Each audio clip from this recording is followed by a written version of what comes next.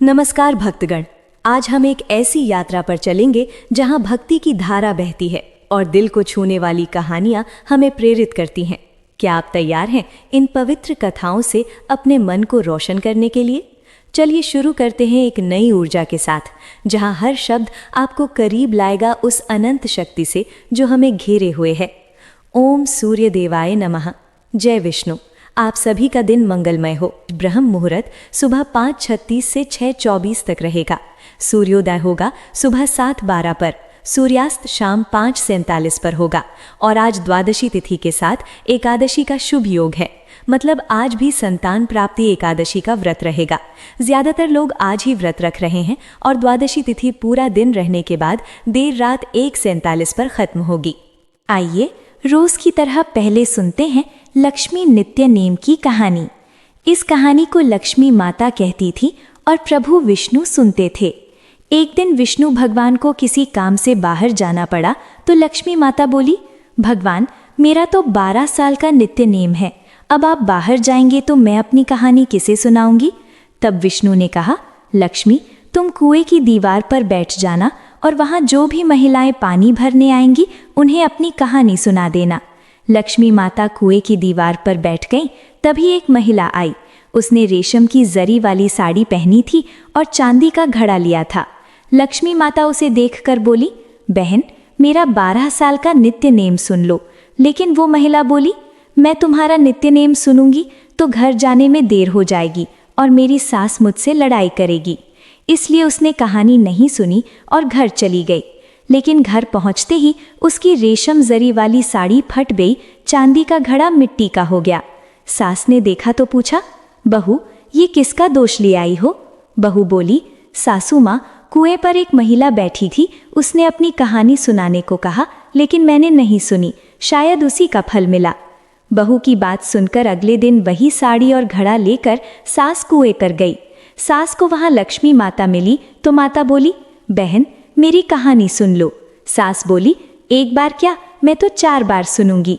तब लक्ष्मी माता बोली, विष्णु आए नारायण आए, देश के पुजारी आए, नित्य नेम का नेम लाएं। आओ विष्णु बैठो विष्णु, तपती रसोई जीमो विष्णु, मक्खन मिश्री खाओ विष्णु, दूध बताशा पियो विष्णु, सूत के पलंग बिछाओ विष्णु, शाल दुपट्टा ओढ़ो विष्णु, शाल दुपट्टा पहनो विष्णु। जब बोलूं विष्णु ही विष्णु, विष्णु समारे सबके काम, खाली घर भंडार भरेंगे, सबका बेड़ा पार करेंगे। जय विष्णु जय विष्णु जय जय विष्णु। सास बोली, बहन कहानी तो बहुत अच्छी लगी। फिर कहानी सुनकर सास घर गई और उसकी साड़ी फिर रेशम जरी की बन गई, मिट्टी का घड़ा चांदी का हो गया। बहू ने देखा तो बोली, सासू माँ आपने ये कैसे किया? सास बोली, बहू तू दोष लेकर आई थी और मैं दोष उतार कर आ रही हूँ। बहू ने पूछा, माँ जी वो कुएं वाली महिला कौन है? सास ने बताया, वो तो लक्ष्मी माता हैं, वो पुराने को नया कर देती हैं, खाली घर में भंडार भर देती हैं, लक्ष्मी जी का वास घर में कर देती हैं और इंसान की हर इच्छा पूरी कर देती हैं। बहू बोली, माँ जी फिर ऐसी कहानी मुझे भी सुनाओ। सास बोली, ठीक है तुम भी सुनो फिर। सास ने कहानी शुरू की। विष्णु आए नारायण आए, देश के पुजारी आए, नित्य नेम का नेम लाए। आओ विष्णु बैठो विष्णु, तपती रसोई जीमो विष्णु, मक्खन मिश्री खाओ विष्णु, दूध बताशा पियो विष्णु, सूत के पलंग बिछाओ विष्णु, शाल दुपट्टा ओढ़ो विष्णु, शाल दुपट्टा पहनो विष्णु। जब बोलूं विष्णु ही विष्णु, विष्णु सवारे सबके काम, खाली घर भंडार भरेंगे, सबका बेड़ा पार करेंगे। बोलो जय विष्णु जय विष्णु जय जय विष्णु। कहानी सुनकर बहू बोली, माँ जी कहानी तो बहुत अच्छी है। सास ने कहा, ठीक है अब से हम रोज ये कहानी कहेंगे। अब सास बहू रोज सुबह उठती, नहाती धोती और पूजा के बाद नित्य नेम की लक्ष्मी माता की कहानी कहती। एक दिन उनके पड़ोस की एक महिला आई और बोली, बहन जरा आग देना तो। बहू बोली, आग तो हमने अभी जलाई नहीं। पड़ोसन बोली, तो सुबह 4 बजे से उठकर क्या कर रही हो? उन्होंने कहा, हम सुबह उठकर पूजा करते हैं, फिर लक्ष्मी माता की नित्य नेम की कहानी कहते हैं। पड़ोसन ने सुनकर कहा, लक्ष्मी माता की कहानी कहने से क्या मिला? तब दोनों बोली, लक्ष्मी माता की कहानी से घर में भंडार भर जाते हैं, सारे काम पूरे हो जाते हैं, मन की इच्छा पूरी होती है। पड़ोसन बोली, बहन अगर ऐसा है तो मुझे भी कहानी सुना दो। तब बहू बोली, ठीक है तुम भी सुनो। विष्णु आए नारायण आए, देश के पुजारी आए, नित्य नेम का नेम लाए। आओ विष्णु बैठो विष्णु, तपती रसोई जीमो विष्णु, मक्खन मिश्री खाओ विष्णु, दूध बताशा पियो विष्णु, सूत के पलंग बिछाओ विष्णु, शाल दुपट्टा ओढ़ो विष्णु, शाल दुपट्टा पहनो विष्णु। जब बोलूं विष्णु ही विष्णु, विष्णु सवारे सबके काम, खाली घर भंडार भरेंगे, सबका बेड़ा पार करेंगे। जय विष्णु जय विष्णु जय जय विष्णु। पड़ोसन ने कहानी सुनी तो बोली, बहन कहानी तो बहुत अच्छी लगी। अब वो पड़ोसन भी नित्यनेम लक्ष्मी माता की कहानी कहने लगी। कहानी कहने से लक्ष्मी माता ने पड़ोसन के धन के भंडार भर दिए। देखते देखते पूरे मोहल्ले में नित्यनेम की कथा चल पड़ी और हर किसी की मनोकामना पूरी होने लगी। हे लक्ष्मी माता, जैसे आपने उन सब के भंडार भरे, वैसे हमारे भी भरना। कहानी कहने वाले, सुनने वाले और हुंकार भरने वाले सबके भरना। सभी प्रेम से बोलिए, लक्ष्मी मैया की जय। अब सुनिए आज का अध्याय। भक्तिनाथ जी की एकाग्रता बहुत अनोखी थी। श्री गुरु चरणों का ध्यान करते उनका देह भाव मिट जाता था। परमार्थ साधन में चित्त इतना लय हो जाता था कि प्रपंच साधन भी ठीक होता था। साधु संतों के व्यवहार में कभी गलती नहीं होती। कोई काम हो, साधु संत उसे इतना अच्छा करते हैं जितना दुनिया वाले नहीं कर सकते। भक्तिनाथ जी की श्रद्धा, प्रेम, विश्वास देखकर गुरुदेव स्वामी ने उन्हें हिसाब किताब का काम सौंपा। गुरु सेवा में कोई गलती न कर भक्तिनाथ जी इसे गुरु सेवा मानकर ध्यान से करते थे। एक दिन हिसाब में 1 पैसा नहीं मिल रहा था। गलती ढूंढने के लिए वे हिसाब लेकर रोशनी में बैठ गए। 2.5 पहर रात बीत गई, फिर भी नहीं मिला। शरीर थका, लेकिन थकावट को कुछ नहीं समझा, अंगड़ाई तक नहीं ली। भोजन के बाद पानी पीने से नींद आएगी, आलस्य आएगा, इसलिए पानी नहीं पिया। जो काम लिया उसे पूरा करने में कभी गलती नहीं की। काम छोटा हो या बड़ा, जिम्मेदारी ली तो स्वधर्म मान श्रद्धा से करना चाहिए। यही श्रेष्ठ पुरुषों का स्वभाव है। इसी के अनुसार भक्तिनाथ जी 1 पैसे की गलती ढूंढने में लगे रहे। 3 पहर रात बीती तब गुरुदेव स्वामी जागे और भक्तिनाथ जी कहीं नहीं दिखे, इसलिए पास के कमरे में झांकने लगे। उधर भक्तिनाथ जी ने गलती ढूंढ ली। हिसाब मिला, प्रसन्नता में ताली बजा दी। गुरुदेव स्वामी खिड़की से देख रहे थे। कौतूहल हुआ, पूछा, इतनी खुशी किस बात की? भक्तिनाथ जी ने सारी बात बताई। तब गुरुदेव स्वामी बोले, नाथ, 1 पैसे की गलती पता लगते ही इतना आनंद, तो संसार की बड़ी गलती पता लगने से कितना आनंद होगा। ऐसा लय अगर श्री नारायण चिंतन में करो तो भगवान दूर हैं क्या? अब भक्तिनाथ जी को रोमांच आया। उन्हें आशा बंधी कि गुरु महाराज भगवान के दर्शन कराएंगे। उत्कंठा से वे गुरु चरणों में लौट गए। गुरुदेव स्वामी की समाधि जगह देवपुर उत्तर दिशा में एकांत में थी। सामने सुंदर सरोवर, चारों ओर फल फूलों वाले पेड़ लगे थे। वहां जाने की आज्ञा किसी को नहीं। मनुष्यों की आवाज नहीं सुनाई देती। वो जगह समाधि के लिए परफेक्ट थी। वहां गुरुदेव स्वामी रोज 1 पहर समाधि लेते थे और गुरुवार पूरा दिन वहां बीतता था। वहां भक्तिनाथ जी को गुरु दर्शन और बातचीत का लाभ मिला। स्वामी जी की इच्छा हुई कि भक्तिनाथ को भी श्री नारायण दर्शन हो। उन्होंने समझाया कि यहाँ भगवान के सिवा कोई नहीं आता। भगवान किसी भी रूप में आए, घबराना नहीं। भक्तिनाथ जी नारायण की राह देखने बैठे। स्वामी पूजा कर चुके तब श्री नारायण एक संत के रूप में आए। उनका शरीर कपड़ों में ढका था और साथ में गाय के रूप में कामधेनु थी। नेत्र लाल थे। ये रूप देख भक्तिनाथ जी हैरान हुए। गुरुदेव स्वामी और नारायण आत्मसुख की बात करने लगे। पीछे नारायण की आज्ञा से स्वामी ने कामधेनु को धोकर दूध निकाला और मिट्टी के बर्तन में दोनों ने भोजन किया, अपनी एकता दिखाई। भोजन के बाद बर्तन धोने को स्वामी ने भक्तिनाथ जी को दिया। उन्होंने जल से धोया। धोवन को प्रसाद मान, भागीरथी मान भक्ति से ग्रहण किया। ये जान नारायण ने भक्तिनाथ जी को बुलाया। परम प्राप्ति का समय जान वे दोनों के चरणों में प्रणाम कर हाथ जोड़ खड़े हो गए। देखा, गुरु ही परम गुरु हैं और परम गुरु ही गुरु हैं। इस भाव से थोड़ी देर रहे, फिर वापस आए। नारायण ने प्रसन्न होकर देखा और गुरुदेव स्वामी से बोला, ये महाभक्त हुआ है, इसके द्वारा भक्ति धर्म का प्रचार होगा। हजारों लोग भक्ति पथ में लगेंगे। जड़ जीव उद्धार के ग्रंथ रचेंगे। भागवत पर इसका ग्रंथ अनोखा होगा। ऐसा कह नारायण ने भक्तिनाथ जी को गले लगाया। तब गुरुदेव स्वामी को परमानंद हुआ और नारायण, गुरुदेव, भक्तिनाथ तीनों एक हो गए। भक्तिनाथ जी को नारायण ने असली रूप दिखाया। तब नारायण, गुरुदेव और खुद सहित सारा विश्व अभेद दिखा। उस प्रसंग का वर्णन भक्तिनाथ महाराज करते हैं। उसी एक का गुणगान करता हूँ, उसी का ध्यान करता हूँ, उसी को अगुण देखता हूँ, उसी को सगुण देखता हूँ, उसी को गुणातीत देखता हूँ। इसके बाद नारायण अंतर्धान हो गए। गुरुदेव स्वामी काम पर गए। भक्तिनाथ जी को नारायण दर्शन का आनंद मिला। इसके बाद जब चाहते नारायण दर्शन होते। नारायण से वरदान पाकर भक्तिनाथ जी ने अपना भागवत ग्रंथ लिखा। इसमें कहीं प्रेम में नारायण मिलन का उल्लेख किया। इसके बाद परम भक्ति से विष्णु मूर्ति का ध्यान करते और अभ्यास से साक्षात विष्णु दर्शन हुए। देवपुर पर नाथ ऐसा तप कर रहे थे। एक दिन समाधि में एक बड़ा काला सांप फुंकारता उन पर टूटा और बदन में लिपट गया। लेकिन आश्चर्य, साम्य स्थिति में भक्तिनाथ जी के स्पर्श से उसकी क्रूरता मिट गई और वो मस्तक पर फन फैलाकर झूमने लगा। समचित्त को सांप, बिच्छू, शेर कोई पीड़ा नहीं देते। जहां अंतःकरण का भेद मिटा, वहां जगत का भेद मिट जाता है। ये सब अपने हाथ में है। इसके बाद सांप भक्तिनाथ जी का साथी बन गया। समाधि में लिपटता, मस्तक पर झूमता, समाधि से उठते तो चला जाता। कई दिन ये चला। एक दिन खुला।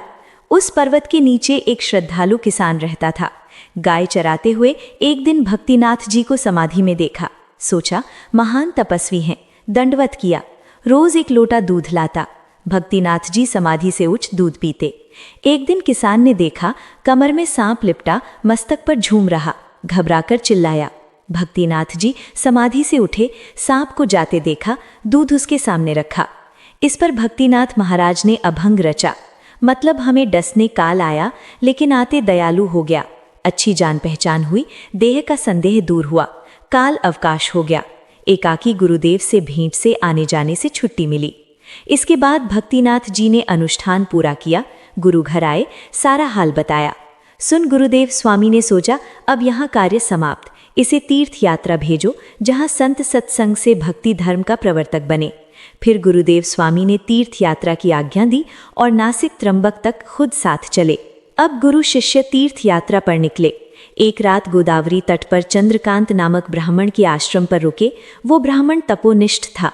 स्नान संध्या कर एकांत में साधन करता था। गुरु शिष्य रात भर रहे। उसने प्रेम से आतिथ्य किया। रात व्याख्यान में ब्राह्मण से चतुश्लोकी भागवत का निरूपण सुना। सुन गुरुदेव स्वामी ने भक्तनाथ जी को चतुश्लोकी भागवत पर ओवी ग्रंथ लिखने का आदेश दिया। भक्तनाथ जी मनन करने लगे। अगले दिन गुरु शिष्य पंचवटी पहुंचे। ब्राह्मण सत्संग लोभ से साथ हो लिया। वहां विष्णु मंदिर में डेरा डाला। व्याख्यान बाद भक्तनाथ जी ने विष्णु मंदिर में विष्णु और सद्गुरु के सामने ओवी में कथा कही। भक्तनाथ जी का पहला ग्रंथ यही हुआ। ये मूल भागवत में दूसरे स्कंध में है। इन 4 श्लोकों में आदि नारायण ने ब्रह्मा को आध्यात्म रहस्य बताया। अब भक्ति संप्रदाय का महाकार्य भक्तिनाथ जी से होने वाला था। उसका आरंभ पंचवटी में सद्गुरु गुरुदेव स्वामी ने सामने कराया। ग्रंथ आरंभ में गुरु स्तवन कर भक्तनाथ जी बोले, अब मैं श्री गुरुदेव जी का वंदन करता हूँ, जिनका वचन सुन 3 लोक आनंद से भर जाते हैं, जो शिष्य के लिए जीवन है। चरण रज चित्त पर पढ़ने से जन्म मरण शांति मिलती है, 4 मुक्ति मिलती है। भक्तनाथ महाराज जी की चतुश्लोकी अनोखी है। अवस्था कम थी, लेकिन पहले ग्रंथ की वाणी सिद्ध है। इस बारे में भक्तनाथ जी कहते हैं, गुरु आज्ञा सामर्थ्य है। ग्रंथ लिखना क्या जानता था, अर्थ जानना कठिन था, लेकिन गुरु आज्ञा से ज्ञान भरने लगा। गुरु आज्ञा ने पीछा किया। फालतू बातों से ज्ञान उठा। शब्दों के आगे ज्ञान दौड़ा, छंद के आगे अर्थ चला। जो जी में आया ग्रंथार्थ हुआ। इसके बाद पंचवटी से गुरु शिष्य त्रंबक पहुँचे। वहाँ गोदावरी उद्गम ब्रह्म पर्वत की परिक्रमा कर निवृत्ति देव की समाधि दर्शन कर आनंदित हुए। उस अवसर का उत्साह उनकी अभंग रचना से फूटता है। निवृत्ति देव दर्शन से नेत्र धन्य हो गए। ब्रह्म पर्वत परिक्रमा से जन्म चक्र से छूट रहे। गंगा द्वार स्नान से व्यथा हर ली। सब गुरु नाम का प्रताप है। गंगा स्नान ब्राह्मण सत्कार कर भक्तिनाथ जी को आगे यात्रा बताकर गुरुदेव स्वामी देवपुर लौटे। उनके साथ चंद्रकांत जी भी चले। चंद्रकांत गुरुदेव स्वामी के साथ रहे, सेवा की, स्वामी ने अनुग्रह किया। कुछ समय बाद देवपुर पर चंद्रकांत जी का देहांत हुआ। समाधि बनी, जो आज भी है। इधर भक्तिनाथ महाराज जी यात्रा में आगे बढ़े। दक्षिण उत्तर यात्रा में 2.25 या 2.5 साल बीते। चलते समय गुरु वियोग का दुख हुआ। स्वामी ने हृदय से लगाया, कहा, मैं सदा तुम्हारे हृदय में हूँ। भक्तनाथ का हृदय मक्खन से नरम था। गुरु उपकार स्मरण कर कष्ट से आज्ञा ली। स्वामी ने बोध किया, योगक्षेम चलाने वाले भगवान समर्थ हैं। चिंता मत करो, ज्ञान प्रकट मत करो, संतों से मिलते आनंद अनुभव करो, पद स्थिर होगा। संत संग नाम स्मरण से परम रस मिलेगा। सबके प्रति एक भाव रखो, हृदय में द्वैत मत दो, यही सुगम पार लगाने वाला है। इससे कई उद्धार हुए। फिर भक्तिनाथ जी गुरुदेव रूप ध्यान कर यात्रा की। उस आनंद का वर्णन है। मुख से गुरु नाम, मन में गुरुदेव ध्यान, इंद्रियों में समाधान, अपने रूप में स्वच्छंद विचरण। गुरुदेव ही विष्णु, विष्णु ही गुरुदेव। अखंड मनस्थिति में यात्रा की। पयोष्णी, नर्मदा, ताप्ती, गंगा, यमुना, कावेरी, तुंगभद्रा कई नदियों में स्नान, 8 विनायक, 12 ज्योतिर्लिंग दर्शन, गोकर्ण, मथुरा, पांडुरंग आदि विष्णु कीर्ति क्षेत्रों में विहार। भक्ति सुख लिया। फिर गया, प्रयाग, काशी यात्रा की। कहीं 1 रात, 3 रात, 5 रात ठहरे। अयोध्या कर बद्री आश्रम गए। निज धाम से पहले विष्णु ने उद्धव को उपदेश दे भागवत धर्म प्रचार के लिए भेजा, जहाँ से शिष्यों ने भारत में प्रचार किया। उस बद्री आश्रम में भक्तिनाथ जी का चित्त रम गया। फिर द्वारका गए, लीलाओं का चिंतन कर मुक्ति से परे पराभक्ति आनंद लिया। फिर द्वारका से नरसी भट्ट के जूनागढ़ गए, गिरनार पर्वत पर रहे, डाकौर जाकर विष्णु दर्शन किए। यात्रा पूरी कर गोदावरी किनारे पैठण सीमा में आए। पहले जहां आकाशवाणी सुनी उस पिंपल मंदिर में ठहर गए। उत्तर यात्रा पूरी कर नाथ जन्मभूमि लौटे। इधर भक्तिनाथ जी यात्रा पर थे। पीछे घर जो बिना बताए छोड़ा, उनके दादा दादी का क्या हुआ, हम सब जानेंगे कल के अध्याय में। वो घटनाएं क्या थीं, ये था आज का प्रसंग। अब सुनिए लड्डू भक्त और तपस्वी की कहानी। एक बार एक लड्डू भक्त था, एक तपस्वी था। तपस्वी हमेशा भगवान की तपस्या में लीन रहता था। लड्डू भक्त रोज 1.25 सेर लड्डू बनाकर भगवान को भोग लगाकर खाता था। एक दिन दोनों झगड़ने लगे। तपस्वी बोला, मैं रोज तपस्या करता हूँ इसलिए मैं बड़ा हूँ। लड्डू भक्त बोला, मैं रोज 1.25 सेर लड्डू भोग लगाता हूँ इसलिए मैं बड़ा हूँ। नारद जी वहां से गुजर रहे। दोनों को झगड़ते देख पूछा, तुम क्यों झगड़ रहे हो? तब लड्डू भक्त ने अपना कारण बताया, तपस्वी ने भी अपना कारण बताया। सुन नारद जी बोले, मैं फैसला करूंगा। अगले दिन लड्डू भक्त और तपस्वी स्नान कर भक्ति करने आए। नारद जी ने छुपकर 1.25 करोड़ की एक अंगूठी उनके आगे रख दी। तपस्वी की नज़र अंगूठी पर पड़ी तो चुपचाप उठाकर नीचे दबा ली। उधर लड्डू भक्त की नज़र पड़ी लेकिन ध्यान नहीं दिया। भगवान को भोग लगाकर लड्डू खाने लगा। नारद जी सामने आए। दोनों ने पूछा, हम में से कौन बड़ा? नारद जी ने तपस्वी से खड़ा होने को कहा। खड़ा हुआ तो नीचे अंगूठी दिखी। नारद जी बोले, तपस्या के बाद भी चोरी की आदत नहीं गई, इसलिए लड्डू भक्त बड़ा है, तुम्हारी तपस्या का फल नहीं मिलेगा। तपस्वी शर्मिंदा हो माफी मांगने लगा। पूछा, मेरी तपस्या का फल कैसे मिलेगा? नारद जी बोले, अगर कोई गाय और कुत्ते की रोटी नहीं बनाएगा तो फल मिलेगा। अगर कोई ब्राह्मण को खिलाकर दक्षिणा नहीं देगा तो फल मिलेगा। अगर कोई साड़ी के साथ ब्लाउज नहीं देगा तो फल मिलेगा। अगर कोई दिए से दिया जलाएगा तो फल मिलेगा। अगर कोई सारी कहानी सुने लेकिन तुम्हारी कहानी न सुने तो फल मिलेगा। उसी दिन से हर व्रत कथा के साथ लड्डू भक्त तपस्वी की कहानी सुनी कही जाती है। सूर्य स्तुति श्री रवि, हरत हो घोरतम अगणित किरण पसारी। वंदन करूं तव चरणों में, अर्घ देऊं जलधारी। सकल सृष्टि के स्वामी हो, सचराचर के नाथ। निष्दिन होत तुमसे ही होवत संध्या प्रभात। जय भगवान सूर्य, तुम्हारी जय खगेश दिनकर शुभकारी। तुम हो सृष्टि के नेत्र स्वरूपा, त्रिगुणधारी त्रिवेद स्वरूपा। तुम ही कर्ता पालक संहारक, भुवन चतुर्दश के संचालक। सुंदर बदन चतुर्भुजधारी, रश्मि रथ तुम गगन बिहारी। चक्र शंख अरुश्वेत कमलधर, वर मुद्रा सोहत चोटेकर। शीश मुकुट कुंडल गलमाला, चारु तिलक तब भाल विशाला।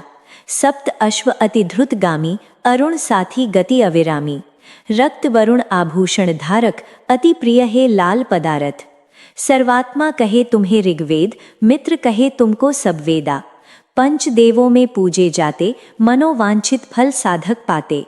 द्वादश नाम जाप उद्धारक, रोग शोक अरु कष्ट निवारक। माँ कुंती तब ध्यान लगायो, दानवीर सूत कर्ण सो पायो।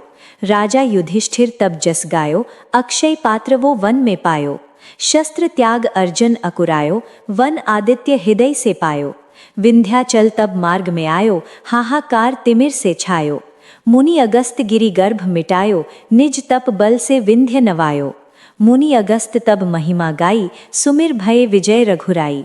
तूहे बिरोक मधुर फल जाना, मुख में लीन ही तोहे हनुमाना। तब नंदन शनिदेव कहावे, पवन के सूत शनि तीर मिटावे। यज्ञ व्रत स्तुति तुम्हारी कीन्ही, भेंट शुक्ल यजुर्वेद की दीन्ही। सूर्य सूर्यमुखी खरतर दबरूपा, कृष्ण सुदर्शन भानु स्वरूपा। नमन तोहे ओंकार स्वरूपा, नमन आत्मा अरुलर स्वरूपा। दिग दिगंत तब तेज प्रकाशे, उज्ज्वल रूप तुम्ही आकाशे। दश दिगपाल करत तब सुमिरन, अंजल नित्य करत है अर्पण। त्रिविध ताप हरता तुम भगवन, ज्ञान ज्योति करता तुम भगवन। सफल बनावे तब आराधन, गायत्री जप सरल है साधन। संध्या त्रिकाल करत जो कोई, पावे कृपा सदा तब वोई। चित्त शांति सूर्याष्टक देव व्याधि, अपाधि सब हर लेवे। अष्टदल कमल यंत्र शुभकारी, पूजा उपासना तब सुखकारी। माघ मास शुद्ध सप्तमी पावन, आरंभ हो तब शुभ व्रत पालन। भानु सप्तमी मंगलकारी, भक्तिदायिनी दोषहारी। रविवासर जो तुमको ध्यावे, पुत्रादिक सुख वैभव पावे। पाप रूपी पर्वत के विनाशी, ब्रज रूप तुम हो अविनाशी। राहु आन तब ग्रास बनावे, ग्रहण सूरता को लग जावे। धर्म दान तब करते साधक, मिटत राहु तब पीड़ा बाधक। सूर्यदेव तब कृपा कीजिए, दीर्घ आयु बल बुद्धि दीजिए। सूर्य उपासना कर नित्यावे, कुष्ठ रोग से मुक्ति पावे। दक्षिण दिशा तोरी गति जावे, दक्षिणायन वो ही कहलावे। उत्तर मार्गी तब रथ होवे, उत्तरायण तब वो कहलावे। मन और वचन कर्म हो पावन, संयम करता भलित आराधन। भरत दास चिंतन करत धरे, दिनकर तब ध्यान रखियो। कृपा इस भक्त पे तुम्हारी, सूर्य भगवान ओम जय सूर्य भगवान। जय हो दिनकर भगवान, जगत के नेत्र स्वरूपा, तुम हो त्रिगुण स्वरूपा। धरत सभी तब ध्यान, ओम जय सूर्य भगवान। सारथी अरुण है प्रभु, तुम श्वेत कमलधारी। तुम चार भुजाधारी, अश्व है साथ तुम्हारे।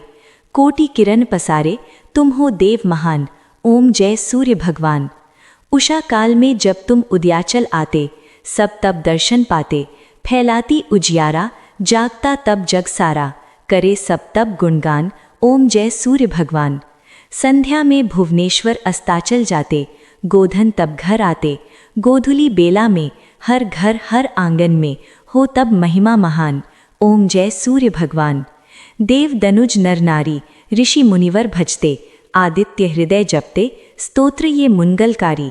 इसकी रचना न्यारी, दे नव जीवन दान, ओम जय सूर्य भगवान। तुम हो त्रिकाल रचयिता, तुम जग के आधार। महिमा तब अपरंपार, प्राणों का सिंचन करके भक्तों को देते बल बुद्धि और ज्ञान, ओम जय सूर्य भगवान। भूचर जलचर खेचर, सबके हो प्राण तुम्ही। सब जीवों के प्राण तुम्ही। वेद पुराण बखाने, धर्म सभी तुम्हें माने। तुम ही सर्वशक्तिमान, ओम जय सूर्य भगवान। पूजन करती दिशाएं, पूजे दश दिक्पाल। तुम भुवनों के प्रतिपाल, ऋतुएं तुम्हारी दासी। तुम शाश्वत अविनाशी, शुभकारी अंशुमान, ओम जय सूर्य भगवान। ओम जय सूर्य भगवान, जय हो दिनकर भगवान। जगत के नेत्र स्वरूपा, तुम हो त्रिगुण स्वरूपा। धरत सभी तब ध्यान, ओम जय सूर्य भगवान। अब सुनिए भक्तगण, तुलसी चालीसा और आरती। जय जय तुलसी भगवती, सत्यवती सुखदानी। नमो नमो हरिप्रिया, श्री वृंदावन रानी। श्री हरि शीश विराजनी, देहु अमर वर अम्ब। जनहित हे वृंदावनी, अब न करहूँ विलंब। धन्य धन्य श्री तुलसी माता, महिमा अगम सदा श्रुति गाता। हरि के प्राणहु से तुम प्यारी, हरहु हेतु कीन हो तप भारी। जब प्रसन्न हो दर्शन दीन हो, तब कर जोर बिनय उसकीन हो। हे भगवंत कंत मम होहु, दीन जानी जान छाड़हु छोहु। सुनी लक्ष्मी तुलसी की वाणी, दीन हो श्राप कड पर आनी।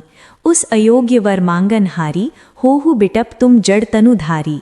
सुनी तुलसी ही शप्त हिठामा, करहु वास तहु नीचन धामा। दियो वचन हरि तब तत्काला, सुनहु सुमुख जानहु होहु देहाला। समय पाई बेहु रोपा तोरा, पूजहु आस वचन सत मोरा। तब गोकुल में गोप सुदामा, तास सुभई तुलसी तू बामा। कृष्ण रास लीला के माही, राधे शक्य प्रेम लख नाही। दियो श्राप तुलसी तत्काला, नर लोकहि तुम जन्महु बाला। यूं गोप वह दानव राजा, शंख चूर्ण नामक सिरता राजा। तुलसी भसु की नारी, परम सती गुण रूप अगारी। असो द्वै कल्प बीटी जब गयहूँ, कल्प तृतीय जन्महु तब भयहूँ। वृंदा नाम भयो तुलसी को, असुर जलंधर नाम पति को। कर अति द्वंद अतुल बलधामा, कीना शंकर से संग्रामा। जब निज सैन्य सहित शिवहारे, मरही न तब हरहरि पुकारे। पतिव्रता वृंदा नारी को, न सके पति ही संगहारी। तब जलंधर ही भेष बनाई, वृंदा ढिग हरि पहुँच्यों जाई। शिवहित लहकर कपट प्रसंगा, कियो सतत्व धर्म तो ही भंगा। भयो जलंधर कर संघारा, सुनी उर शोक उपारा। तेह झड़ दियो कपट हरितारी, लख वृंदा दुख गिरा उचारी। जलंधर जस हयो भीता, सोई रावण तस हरहि सीता। अस प्रस्तर सम हृदय तुम्हारा, धर्म खंड मम पतिह संघारा। यही कारण लह श्राप हमारा, होवे तनु पाषाण तुम्हारा। सुनी हरि तुरत ही वचन उचारे, दियो श्राप बिना बिचारे। लख्यो ना निज कर दूत पति को, छलन चाहियो जब पार्वती को। जड़मती तो अस हो जड़ रूपा, जग में तुलसी बिटप अनूपा। धग रूप हम शाली ग्रामा, नदी गंडकी बीच ललामा। जो तुलसी दल हम चढ़ा वहे, संगी सुभई बहुत सुख पावहे। सब सुख भोग परम पद पई हैं, बिनु तुलसी हरि जलत शरीरा। अतिशय उठत शीश उर पीरा। जो तुलसी दल हरि सिर धारत, सो सहस्र घट अमृत दारत। तुलसी हरि मन रंजन निहारी, रोग दोष दुख भंजन निहारी। प्रेम सहित हरि भजन निरंतर, तुलसी राधा में ना अंतर। व्यंजन हो 56 प्रकारा, बिनु तुलसी दल ना हरह प्यारा। सकल तीरथ तुलसी तरुछारी, लहत मुक्ति जन संशय नाही। कवि सुंदर एक हरि गुण गावत, तुलसी ही निकट सहस गुण पावत। बसत निकट दुर्वासा धामा, जो प्रयासते पूर्व ललामा। पाठ करह जो नित नर नारी, होई सुख भाह त्रिपुरारी। तुलसी चालीसा पढ़ तुलसी तरु, गृहधारी दीप दान कर। पुत्र फल पावह बंधनारी। सकल दुख दरिद्र हरिहार, परम प्रसन्न आशुधंजन लढ़। कर बसह पूरण अत्रलाह, अभिमत फल जगत महलाह। पूरण सब काम जेह दल अर्पह, तुलसी तह सहस बसह हरि राम। तुलसी महिमा नाम लख, तुलसी सूत सुख राम। मानस 40 रच्यो जगमह, तुलसीदास।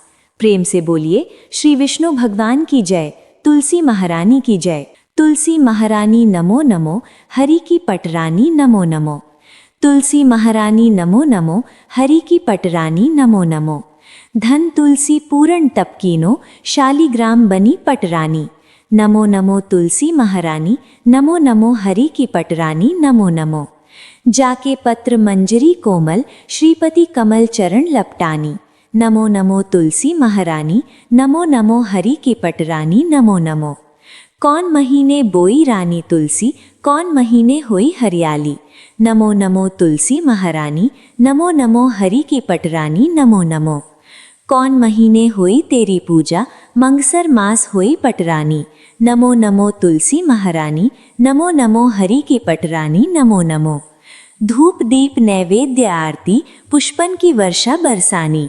नमो नमो तुलसी महारानी, नमो नमो हरि की पटरानी नमो नमो। 56 भोग 36 व्यंजन, बिनु तुलसी हरि एक न मानी। नमो नमो तुलसी महारानी, नमो नमो हरि की पटरानी नमो नमो। जो तुलसी को सवेरे गाए, श्री विष्णु के दर्शन पाए। नमो नमो तुलसी महारानी, नमो नमो हरि की पटरानी नमो नमो। जो तुलसी को दोपहर गाए, खीर खांड का भोग लगाए। नमो नमो तुलसी महारानी, नमो नमो हरि की पटरानी नमो नमो। जो तुलसी को सांझ गाए, श्री विष्णु की आरती उतारे। नमो नमो तुलसी महारानी, नमो नमो हरि की पटरानी नमो नमो। जो तुलसी को रात गाए, श्री विष्णु के चरण दबाए। नमो नमो तुलसी महारानी, नमो नमो हरि की पटरानी, नमो नमो। सब सखी मैया तेरो यश गावे, भक्ति दान दी महारानी। नमो नमो तुलसी महारानी, नमो नमो हरि की पटरानी, नमो नमो। नमो नमो तुलसी महारानी, नमो नमो हरि की पटरानी, नमो नमो। प्रेम से बोलिए श्री विष्णु भगवान की जय, तुलसी महारानी की जय।